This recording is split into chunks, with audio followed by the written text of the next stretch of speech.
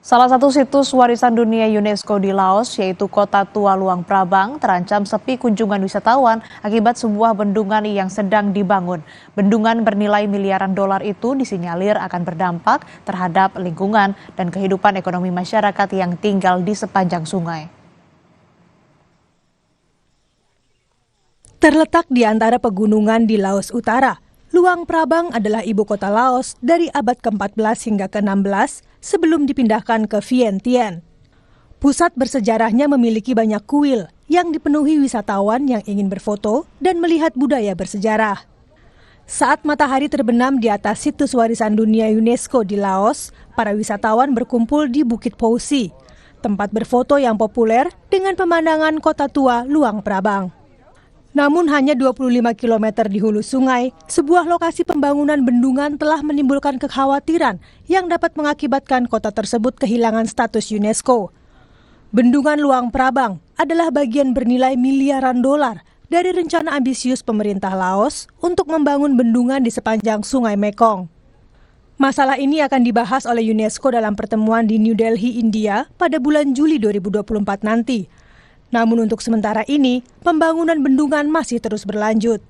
Menurut peneliti studi geografi manusia dari Sydney University, ada ratusan kilometer sungai yang akan terdampak banjir setelah bendungan selesai dibangun nanti. Ia menyebut, sungai itu kemudian akan digunakan untuk keperluan industri.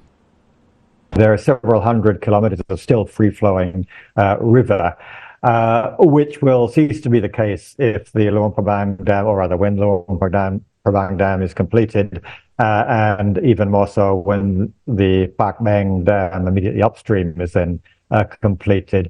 And this means that the communities, the 20-something communities living along the stretch of river to be flooded by the Luang Prabang Dam, will no longer be practicing their livelihoods, will no longer be sending their produce to the town in the same way, and will see a river that's largely engineered and become a river serving industrial purposes. Lokasi konstruksi merupakan pusat aktivitas sejumlah alat berat yang menggali tanah merah tua dari perbukitan di sepanjang sungai, yang kemudian dibuang bersama muatan batu ke Sungai Mekong untuk dijadikan pondasi bendungan. Proyek ini diperkirakan akan berdampak pada 20 desa dan membuat lebih dari 500 keluarga mengungsi. Bagi Sompone, seorang operator perahu wisata di Luang Prabang, bendungan di sepanjang Sungai Mekong telah berdampak pada penduduk desa setempat yang harus pindah karena naiknya permukaan air. It's very high river, and after the dam, people change at the village, own village, have to go to the high in the mountain because river very high.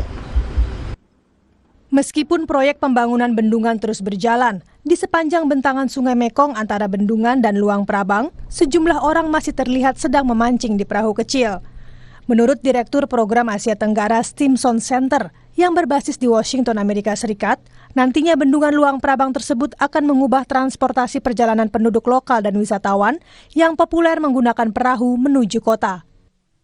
That dam will ruin that experience for locals and tourists alike because you'll no longer be able to travel there without getting off first at the dam and then probably busing in to the old town. So instead of being greeted by, a UNESCO World Heritage Site, you'll be greeted by a dam, a big ugly concrete structure.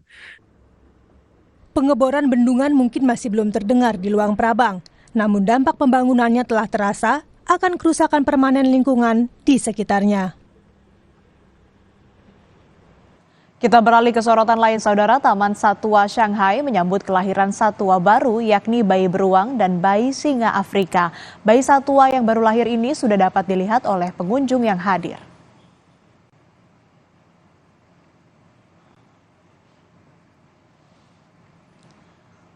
Untuk pertama kalinya, bayi beruang berwarna coklat dan bayi Afrika kembar 3 dipertontonkan ke pengunjung yang datang ke Taman Satwa Liar Shanghai. Kelucuan bayi beruang dan singa Afrika ini menarik perhatian pengunjung.